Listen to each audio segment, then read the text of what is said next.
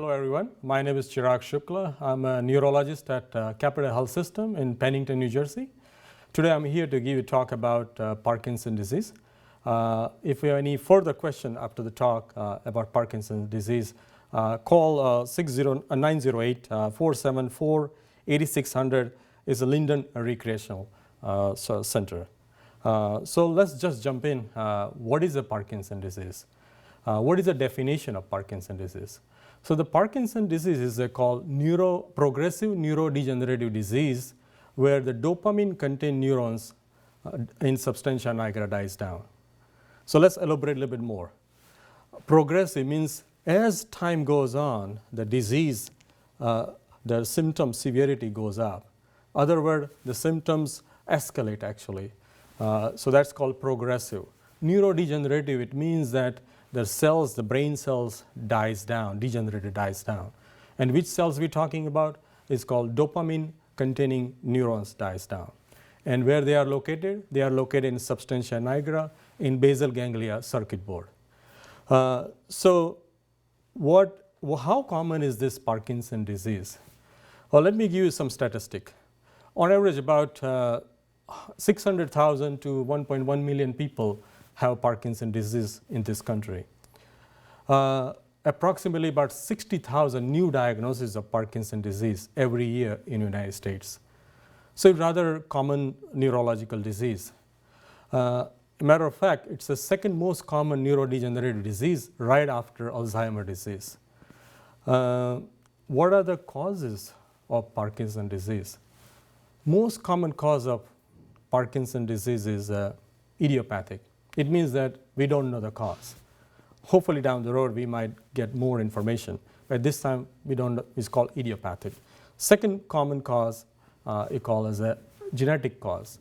Now what happens in genetics is that there's a defect in genes or mutation. Because of that, the person may get more prone to get Parkinson's disease. Although that's not common, about 10 to 15%. What are the risk factors for Parkinson's disease? The risk factor for Parkinson's disease, number one comes up is the age.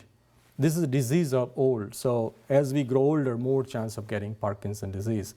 But in general, the common age of onset is about 60-year-old.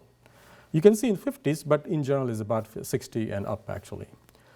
Second, the risk factor is environmental. Environmental means like exposure to pesticides, cleaning product. So agriculture workers are more prone to get that. Or sometimes heavy metals like copper, manganese, lead. So welders, they are more prone to get Parkinson's disease. And other, as you know, that the concussions or multiple concussion rather, they have more chance of getting that. And you know, the Muhammad Ali is the best example on that. Let's say if we this risk factor can be identified. What are the symptoms that we can say that you can identify Parkinson's disease early? Or if you see on someone and you can say, I think this need to get checked out. So the symptoms, for the symptoms of Parkinson's disease, let me start with the explaining, like to give you an example first and then we'll talk about that. So let's say if I'm holding my hand and I want to come over here and reach my finger, it sounds like a very easy task. I'm going to take my hand and come over here. But to do that, my brain has to first to decide what's the distance between this finger and my hand. The second thing is the trajectory of my pathway. Then third is that I have to initiate these movements in my muscles over here is the flexors of these muscles. Then I have to stabilize these muscles and then I have to relax this muscle. And then I have to move over the target and my hand has to be right at the finger. It cannot be over here or here. So this is rather we can say it's a complex task. Now this is happening at the area of the brain or facilitated in the area of the brain is called a basal ganglia circuit board. And the hormone or chemical which augment or activate this activity is called dopamine. And we just say that in Parkinson's disease this new dopamine containing cells dies down. So what happens is my initiation of this movement will be difficult as well as my movement will be very slow down. So the first symptoms of Parkinson's disease we call as a bradykinesia. Brady means a slow, kinesia means movement, so slow movement. So I'll give example that if I'm coming over here and I want to from here, I want to go over that location. My steps I have to take I have difficulty initiating the steps. So like it takes some time, and then I will take the steps. Other thing is that my steps will be small, so I may shuffle, like take a small steps actually. And once I reach that area, and then I have to come back. Once I stop, I have difficulty turning around. So that's what you see on the bradykinesia actually. Is the slowness. So everything slows down. So even getting out of the chair will be difficult. Even sometimes I'm sleeping and I have to get up. Sometimes I get freezing episode too. Second symptoms of Parkinson is this. My hands, as I say, this muscle has to get activated. This muscle has to relax. So what happens is that when in this disease, both get activated. So my hand will be stiffer on either direction. So that we call as a rigidity. And the classic rigidity you see in Parkinson disease is called Cogwheeling rigidity. So stiffer on both sides. So my posture will be leaning forward. And also when I'm walking, I feel like I'm crunched up. I feel like I'm walking on like in the water. That kind of feeling I have.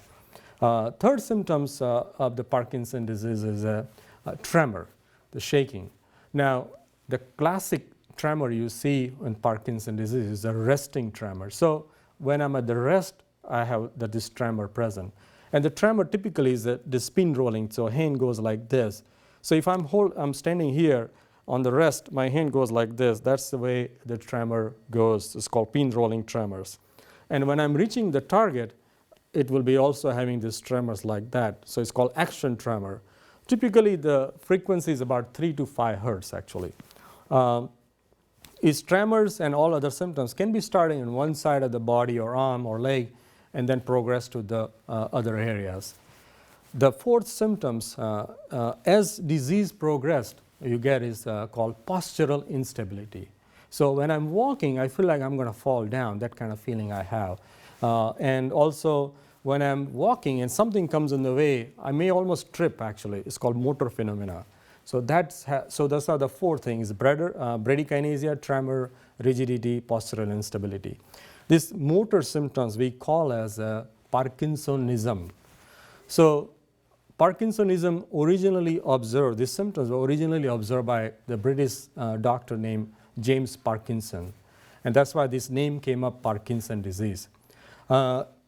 Eventually, but there is so typically when you see in the Parkinson disease, this Parkinson symptoms, Parkinsonism symptoms, we call as a primary Parkinsonism. When you see in some other condition or other neurodegenerative disease, it's called a secondary Parkinsonism. Like example, certain drugs, antipsychotic drugs, person may mimic like a Parkinson disease. It's called secondary Parkinsonism. So these are the motor symptoms of Parkinson disease. What are the non-motor symptoms of Parkinson disease? So that you can start from the top. With the Parkinson disease, the olfaction, so the smell, sense of smell goes down, taste goes down. My face will be mask face, so it means that I have almost like we call poker face. I don't have any much expression left. My voice will be muffled or slow, so I feel like I'm talking loudly, but everybody thinks I'm talking very slowly. And in fact, I may even have tremor in my tongue. Drooling of the saliva is another symptoms of Parkinson's. Then also the constipation. So because as I say, everything slows down, the motility of the bowel also slows down. That's why we get this constipation happening. Other one is the sleep difficulty. So difficulty initiating the sleep as well as sometime waking up from the sleep. So difficulty initiating sleep is because of the restless feeling in the leg or sometimes the movement of the leg called periodic limb movements. And also dream sleep sometimes goes up. In Parkinson's disease, you can also have a hallucination, and typical hallucinations are visual, so it means you see something which are not there. Lots of times it's a benign, so you see something, but you can ignore. But sometimes some of them are really scary, seeing the crocodile or spider coming at you or something like that.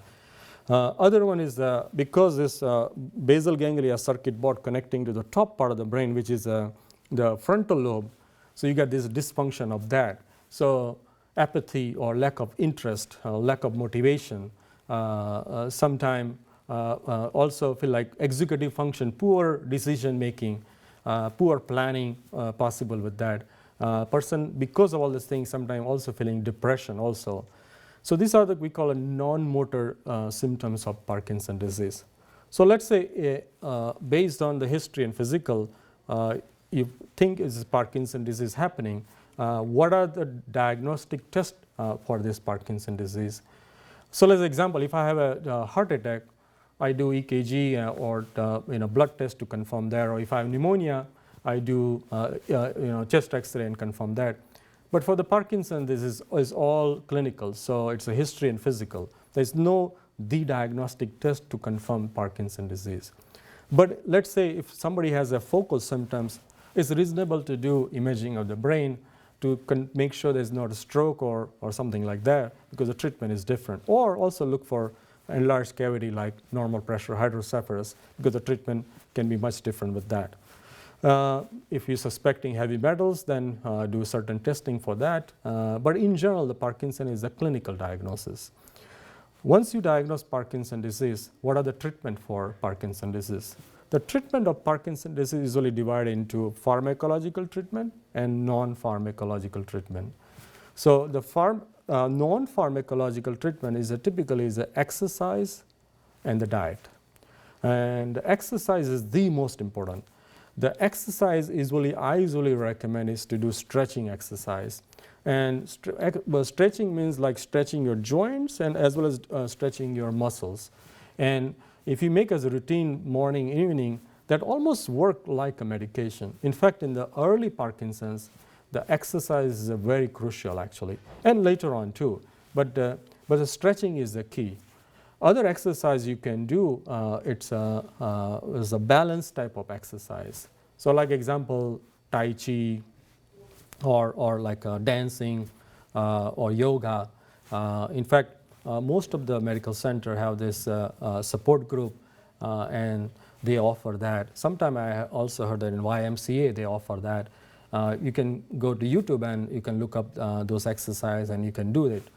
But the key in the Parkinson's exercise is a safety, because the one thing, the risk in Parkinson's disease is a fall. So the safety is the key. And second thing is do as you can handle. So you don't want to overdo on anything on that. The second one is the diet. As I say, the Parkinson, because of slowness of the bowel movement, you get constipation. So the diet we recommend is a high fiber diet. So the plants, vegetables which are insoluble, or like a soluble like oatmeal, pulses, grains. They have sweet potatoes. There are lots of fibers there that can help out. If that doesn't work, then always go with the medication like Miralax and Metamucils and different kind of medications. But in general, for the diet is a high fiber diet. I also recommend a nutritious diet or protein diet because of this increased metabolism, because of slowness or rigidity, or sometimes the side effect of the medication. Person may even lose weight so drastic and dramatically in short time. So that's why the protein diet or nutritious diet is important. Only thing you have to remember about protein diet is that the protein interact with certain medication. Protein diet interact with certain medications. So sometimes absorption get interference with that. So you have to be watch out with that. Is any vitamins for Parkinson's disease? In general, I don't recommend any D vitamin, but I would say take vitamin D with calcium supplements. Is any other kind of like antioxidants or any other supplements you should take? I would not recommend that. There's no data on that. But again, moderation is the key, and eat nutrient type of diet.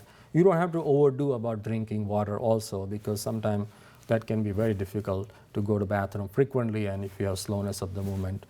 Now, pharmacological treatment, the drug of choice is levodopa.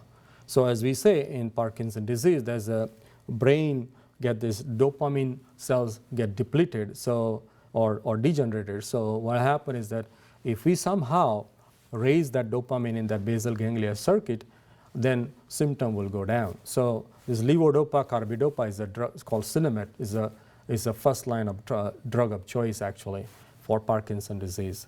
So what it does is, so now one thing is that when you're seeing the doctor, make sure you tell them, if you're taking this medication, make sure you tell them the exact timing you're taking the medication. And also if you're eating something and then taking the medication, also make sure that tell them what kind of food you eating. Because as I say, certain subset of population, this levodopa absorption get affected with the protein diet. And opposite, if you're taking something acidic like orange juice, orange pudding, then ascorbic acid, then the absorption goes up. So if you tell that information, is really helpful to the doctor if they have to change around the medication. What happens in levodopa, when you take this, it goes into the brain and change into the dopamine, and you have this good effect of that. And then after some time, this effect goes down.